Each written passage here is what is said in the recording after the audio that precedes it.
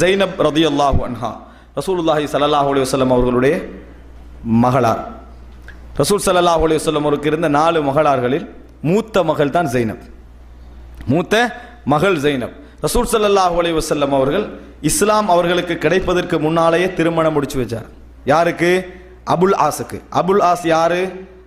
அதாவது ஹதீஜா ரதியல்லாஹு அன்ஹாவுடைய சகோதரி ஹாலா என்பவருடைய மகன். சாட்சியிட அல்லது என்னது சாட்சியிட பிள்ளை. அவர் தான் முடிச்சு, நல்ல பண்புள்ளவரும் தான் திருமணம் முடிச்சு வைக்கிறான். நான் இந்த இடத்துல உங்களுக்கு என்ன சொல்ல வருகிறேன் என்றால், ஒரு இறைவனை மாத்திர நம்பி எதிர்பார்த்து மக்களுடைய விமர்சனங்களை சட்டை செய்யாமல் பொறுமையோடு வாழக்கூடியவருடைய வாழ்க்கைக்கான ஒரு சிறந்த உதாரணம் ஜைனப் ரதியல்லாஹு அன்ஹா. இவன் திருமணம் முடிச்ச பின்னால் ரசூலுல்லாஹி ஸல்லல்லாஹு அலைஹி வஸல்லம் அவர்களுக்கு இவங்க 2 பேர் வாழ்க்கை சிறந்த முறையில் போகுது. நபி அவர்களுக்கு என்ன கிடைக்குது? இஸ்லாம் கிடைக்கிறது. இவர் அபுல் ஆஸ் ஒரு பிரயாணத்தில் இருந்து திரும்பி வாராரு. வீட்டுக்கு வந்து பார்த்தா ஜைனப் ரதியல்லாஹு அன்ஹா இஸ்லாத்தை ஏற்றிருக்கிறார்கள். அப்போ சொல்றாங்க, நான் இஸ்லாத்தை ஏற்றுக்கொண்டு விட்டேன், எனது தந்தை நபியாகி விட்டார், அவருக்கு வஹி அறிவிக்கப்பட்டிருக்கிறது, நீங்களும் இஸ்லாத்தை ஏற்றுக்கங்கன்ற நம்பிக்கை இருந்துச்சு அவருக்கு. கணவன் என்ன இஸ்லாத்தை ஏற்றுக்கொள்வார். கணவர் என்ன சொன்னாரு? ஒரு பெண்ணுடைய வார்த்தைக்காக நான் மதம் மாறிவிட்டேன் என்று எங்கள் சமுதாயம் பேசுவதை நான் விரும்பவில்லை. அதே நேரம் உங்கள் தந்தை பொய்யரும் அல்ல, உங்கள் தந்தை பொய்யரும் அல்ல என்று சொல்றாங்க. அப்போ அவர் உண்மையை விளங்குறாரு. ஆனால் சமுதாயத்தில் அவமானப்பட ஒரு விருப்பம் இல்லை. காலம் இப்படி ஓடுது. காவிர்களோடு திருமண பந்தம் இல்லை என்ற சட்டமெல்லாம் மதீனால இறங்கிச்சு.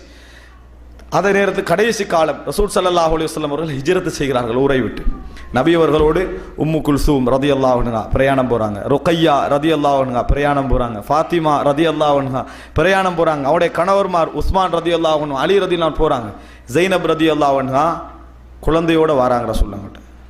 ரசூல் ஸல்லல்லாஹு அலைஹி வஸல்லம் அவர்களிடத்தில் குழந்தையோடு வராங்க. அல்லாஹ் தந்தையே நான் என்ன செய்ய, ஹிஜ்ரத்தா இல்லையா அப்படின்னு கேட்குறாங்க. ரசூல் ஸல்லல்லாஹு அலைஹி வஸல்லம் சொன்னா, உங்கள் கணவரோடு இருந்து கொள்ளுங்கள், உங்களோட கணவரோடு என்ன செய்ய இருந்து கொள்ளுங்கன்னா ரசூல் ஸல்லல்லாஹு அலைஹி வஸல்லம் அதாவது ஜைனப் ரலியல்லாஹு அன்ஹா மக்காலே இருந்தான். பின்னால பத்ர் யுத்தம் நடக்கிறது. பத்ர் யுத்தத்தில் காவிர்களுடைய அணியில் அபுல் ஆஸ் கலந்து கொள்கிறார். ரபி அவர்களுடைய மருமகன் மாமனாருக்கு எதிராக யுத்தம் செய்கிறார். அந்த யுத்தத்தில் பத்ர் யுத்த வெற்றியின் பொழுது அபுல் ஆஸ் கைது செய்யப்படுகிறார். நபி அவர்களுக்கு இறைவன் கொடுத்த சோதனை, நபி அவர்களுக்கு இறைவன் கொடுத்த சோதனை, ஜைனப் ரதியல்லாஹு அன்ஹா அவர்களுக்கு இறைவன் கொடுத்த சோதனை. ஏன்னா அவர் மோசமான கணவராகவும் இல்லை, பண்புல நல்ல கணவராக இருந்தார், கொடுமைப்படுத்தலாம் இல்லை. ஆனா கொள்கையில் அவர் என்ன செஞ்சாரு? அப்படிப்பட்டவராக இருந்தார். இந்த நேரத்தில் ஷகீக் இப்னு ரபியை தம்பியை என்ன செய்யறான்னா ஜைனப் ரதியல்லாஹு அணுகி, யாரு? அபுல் ஆஸ்ல தம்பியை அணுகி மாலையை கலட்டி கையில கொடுத்து சொல்றாங்க, நபி அவர்கள் பரிகாரம் வாங்கி விடுதலை செய்து கொண்டிருக்கிறார்கள், என் கணவரை விடுதலை செய்ய சொல்லுங்கள். நபி அவருடைய மகளார் அனுப்பி வைக்கிறாங்க. அப்ப மாலை எடுத்துட்டு ஷகீக் இப்னு ரபி என்ன செய்யறாரு? மதீனாவுக்கு போறாங்க. மாலை ரசூல் ஸல்லல்லாஹு அலைஹி வஸல்லம் கைக்கு வருகிறது. கைக்கு வந்தவுடன் பக்கா ரசூலுல்லாஹி ஸல்லல்லாஹு அலைஹி வஸல்லம், நபி அவர்கள் கண்ணீர் விட்டு அழுதார்கள். கண்ணீர் விட்டு அழுதார்கள். ஏன் அழுதார்கள் தெரியுமா? இன்னஹா இக்து ஹதீஜா, ஹதீஜாவுடைய மாலை அப்படின்னு சொன்னாங்க ரசூலுல்லாஹ். இது ஜைனபுக்கு ஹதீஜா கொடுத்த மாலை என்று சொல்லி நபியவர்கள் அழுதார்கள். அன்புள்ள சகோதரர்களே, இந்த நிமிடம் நபியவர்கள் நபித்தோழர்களை பார்த்து சொல்கிறார்கள், சிலவங்களை சும்மா விட்டாங்க, பரிகாரம் வாங்கிட்டு விட்டாங்க. அப்படி சும்மா விட்டவர்களில், பரிகாரம் வாங்காமல் சும்மா விட்டவர்களில் இந்த அபுல் ஆஸையும் நான் ஆக்கட்டுமா அப்படின்னு நபித்தோழர்களிடத்தில் கேட்கிறார்கள். நபித்தோழர் என்ன சொல்லுவாங்க? அல்லாஹ்வின் தூதரே அப்படி விட்டு விடுங்கள் என்கிறார்கள். அந்த அதாவது மாலையை எடுத்துட்டு ரசூலுல்லாஹ் அபுல் ஆஸை தனி அழைத்து சொல்கிறார்கள், மாலையை கொடுத்துட்டு இதை நீங்கள் முறையாக பார்த்து கொள்ளுங்கள், இது ஹதீஜாவுடைய மாலை, எனக்கு என் மகளை திருப்பி அனுப்புங்க. நாங்கள் ஜைனப ரதியல்லாஹு அன்ஹாவை திருப்பி அனுப்புங்க. ஜைனப் ரதியல்லாஹு அன்ஹா உமாமாவை சுமந்து கொண்டு, உமாமா ரசூலுல்லாஹோட பேத்தி, ஹசன் ஹுசைன் மாதிரி உமாமா ஒரு பேத்தி, சுமந்து கொண்டு மதீனாவுக்கு வராங்க. 2வது வருஷம் வந்துட்டா தானே, 3வது வருஷம் அவர் திருமணம் பேசுறாங்க நிறைய பேர். ஏன்னா இப்ப காஃபிருடைய உடன்படிக்கையில் தான் நீங்க வந்துக்கிறாங்க, முடிக்கல ஜைனப் ரதியல்லாஹு அன்ஹா. 4வது வருடம், 5வது வருடம், 6வது வருடம், 7வது வருடம் வரைக்கும் திருமணம் பேசினாங்க, முடிக்கவே இல்லை. யாரையும் அவன் சிந்திக்கல, கணவர் இஸ்லாத்துக்கு வர வேண்டும் மனசுல இருந்து. அது வரைக்கும் அவன் எதிர்பார்த்து இருந்தான். அவருக்கு சமனா இன்னொரு கணவர் அவன் நினைக்கவும் இல்லை. இப்படிப்பட்ட ஒரு காலப்பகுதியில் இந்த அபுல் ஆஸ் ஒரு வியாபார கூட்டத்தை எடுத்துக்கொண்டு என்ன செய்யறார்? அட்வான்ஸ் எல்லாம் வாங்கி கேபிட்டல் எடுத்துக்கொண்டு சிரியாவுக்கு போறார். நபித்தோழர்கள் கிராஸ் பண்ணி, ஏண்டா முஸ்லிம்களுக்கு அநியாயம் செய்தவர்கள் அவர்கள், கிராஸ் பண்ணி அவருடைய வியாபார கூட்டத்தை என்ன செய்யறாங்க? கைது செஞ்சு மதீனாவுக்கு எடுத்து வருகிறார்கள். தப்பி ஓடி அபுல் ஆஸ் ஜெய்னப் ரதியல்லாஹுடைய வீட்டுக்குள்ள நுழைஞ்சு சொல்றாங்க, எப்படியாவது இந்த பொருளாதாரத்தை காப்பாற்றி தந்துருங்க, மக்காவில் உள்ள எல்லாரோட சொத்தும் அதில் என்ன செய்து இருக்கிறது அப்படின்றான். உடனே ஜெய்னப் ரதியல்லாஹு ரசூல் ஸல்லல்லாஹு அலைஹி வஸல்லம் இடத்திலே வருகிறார்கள். அவ்வளவு நேரத்தில் இருந்த அன்பை பாருங்க. ரசூல் ஸல்லல்லாஹு அலைஹி வஸல்லம் இடத்திலே வந்து, அல்லாஹ்வின் தூதரே, எனது கணவருடைய சொத்தை திருப்பி கொடுக்க இயலுமான்னு கேட்குறாங்க. உடனே நபியர்கள் சொன்னாங்க, அதாவது என்னிடத்தில் அந்த உரிமை இல்லை. நபித்தோழர்களை அழைத்து சொல்றாங்க, ஜெய்னப் இப்படி கேட்கிறா, நீங்க என்ன சொல்றீங்க? நீங்க விரும்பினா தான் என்ன செய்வேன், நான் செய்வேன் என்றாங்க. உடனே நபித்தோழர்கள் சொன்னார்கள், ஜெய்னப் யாருக்கு பாதுகாப்பு கொடுத்தார்களோ அவர்களுக்கு நாமும் பாதுகாப்பு கொடுக்கிறோம் அப்படி என்று அவ்வளவு கஷ்டப்பட்டு பிடிச்ச சொத்தையும் திருப்பி அனுப்புறாங்க. அந்த நேரத்தில் ஜெய்னப் அபுல் ஆஸை அழைத்து கேட்கிறார்கள், இன்னும் இஸ்லாத்துக்கு வர மாட்டீங்களான்னு கேட்கிறாங்க. இல்லை என்று போயிட்டார். அவ்வளவு சொத்துக்களை எடுத்துட்டு என்ன செய்யறாரு, இல்லை என்று போய் விடுகிறார். போய் மதீனாவிலே மக்காவுக்கு போய் சொத்துக்களை எல்லாம் ஒப்படைச்சிட்டு மக்காவுக்கு வருகிறார்.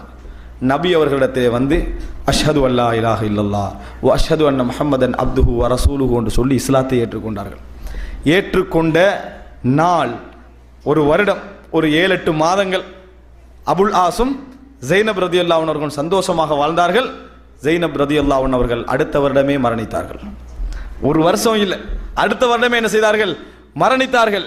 ரசூலுல்லாஹி ஸல்லல்லாஹு அலைஹி வஸல்லம் மகளின் மரணத்தை நினைத்து உமாமாவை தூக்கி கொண்டு தொழுவார்கள். உமாமாவை, தாய் இல்லையே, தாய் இல்லாத அந்த கவலை ரசூலுல்லாஹ் தூக்கிட்டு தொழுதாங்கன்னு வருமே, அதெல்லாம் உமாமா ரதியல்லாஹு அன்ஹா அவ என்ன செஞ்சாங்க, நபியவர்கள் கையில வைத்து தூக்கி கொண்டே தொழுதார்கள். ஆனால் கவலைக்குரிய விடயம், தூக்கி கொண்டு தொழுத அந்த தூதரும் அடுத்த வருடம் மரணித்து விடுகிறார்கள். தூக்கி கொண்டு தூதரும் என்ன செய்யறாங்க, அடுத்த வருடம் ரசூலுல்லாஹி ஸல்லல்லாஹு அலைஹி வஸல்லம் அவர்கள் மரணித்தார்கள் என்ற செய்தியை நாங்கள் பார்க்கிறோம். அன்புள்ள சகோதரர்களே, இந்த சம்பவத்தை நாங்கள் பெற வேண்டிய ஒரு படிப்பினை என்ன தெரியுமா?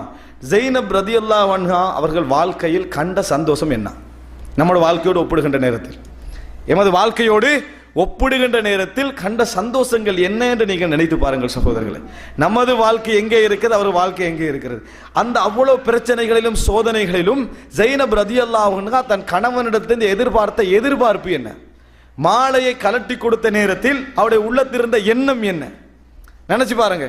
வியாபார கூட்டம் அகப்பட்ட நேரத்தில் தன் கணவனை காப்பாற்றி விட்டாங்களே, அந்த என்ன ஒரு பெண் 7-8 வருடங்கள் சிறந்த நபித்தோழர்கள் திருமணம் பேசுகின்ற பொழுது முடிப்பதற்கான அத்தனை தகுதி இருந்தும் என்ன செய்யல, முடிக்கவில்லை. தன் கை குழந்தையோடு என்ன செஞ்சா, தனிமையில வாழ்ந்தான். ரசூலுல்லாஹி ஸல்லல்லாஹு அலைஹி வஸல்லம் அழுத, அதாவது மிகப்பெரிய சம்பவங்களில் தன் பிள்ளைகளுக்காக அழுதார்களே, அதுவும் ஒன்று. தன் பிள்ளைகளுக்காக, ஏன் நபி கண் முன்னாலே 6 பிள்ளைகள் மரணித்தார்கள். 6 பிள்ளைகள் மரணித்தார்கள். ஃபாத்திமா ரதியல்லாஹு அன்ஹா அவரை தவிர அவருக்கும் நபியர்கள் சொன்னார்கள், நீங்க தான் அவசரமா என்னோட வந்து சேருவீங்க நாங்கள் மரண தருவாயிலில். ஆக அன்புள்ள சகோதரர்களே, இது போன்ற நிறைய சம்பவங்களை நீங்கள் படிக்கின்ற நேரத்தில் ஒரு விஷயத்தை நீங்கள் புரிந்து கொள்வீர்கள். ஈமானிய இன்பம் என்பது இந்த இஹ்லாஸான வாழ்க்கை, இந்த பொறுமையான வாழ்க்கை, கதிரை நம்பிய வாழ்க்கை, அதே போன்று சடரீதியான பார்வையற்ற வாழ்க்கை, இது போன்ற எல்லாமே அவர்களது வரலாற்றில் அப்படியே இலையோடி கொண்டிருப்பதை நீங்கள் காணலாம். சொத்தில்லாத காலத்தில் அவர்கள் பொறுமையோடு யுத்தம் செய்து இரத்தம் சிந்தி உயிரிழந்து வாழ்ந்தார்கள். சொத்து கிடைத்த காலத்தில் எல்லாம் கிடைத்து விட்டது என்று அவர்கள் வாழவில்லை. எப்படி வாழ்ந்தாங்க தெரியுமா? அதுல ஒரு பற்றற்றவர்களாக, அதை பற்றிய வேதனைகளோடு முழுமையாக அனுபவிக்கக்கூடிய மனநிலை இல்லாதவர்களாகத்தான் மரணித்தார்கள். எப்போ பார்த்தாலும் என்ன செய்வாங்க, முந்திய நபித்தோழர்களை ஞாபகப்படுத்தி கொண்டே இருந்தார்கள். என்ன காரணம்? இஹ்லாஸான வாழ்க்கை சகோதரர்களே. இறைவனை மாத்திரம் எதிர்பார்த்த அந்த வாழ்க்கை இருக்கிறது, அந்த வாழ்க்கை எம்மிடத்தில் வரும் என்று சொன்னால் இந்த உலகத்தில் மரணம் வரும் வரைக்கும் எமது உள்ளத்தை எந்த ஒரு மனிதனாலும் எந்த ஒரு சொத்துக்களாலும் மாற்ற முடியாது. ஒரு உயர்தனமான இன்பத்தை மஸ்ஜிதுகளிலும் சுஜூதுகளிலும் திக்ர்களிலும் எமது தனிமைகளிலும் நாங்கள் காணுவோம். அன்புள்ள சகோதரர்களே, அப்படிப்பட்ட ஒரு சிறந்த நல்லதொரு இன்பமான வாழ்க்கையை அல்லாஹ் ரப்புல் ஆலமீன் எனக்கும் உங்களுக்கும் தந்தருள் பாலிப்பானாக. ஹாதா மா இந்தி வல் இல்மு இந்தல்லாஹ் வ அகூலு கௌலி ஹாதா வ அஸ்தக்ஃபிருல்லாஹ் லி வ லக்கும்.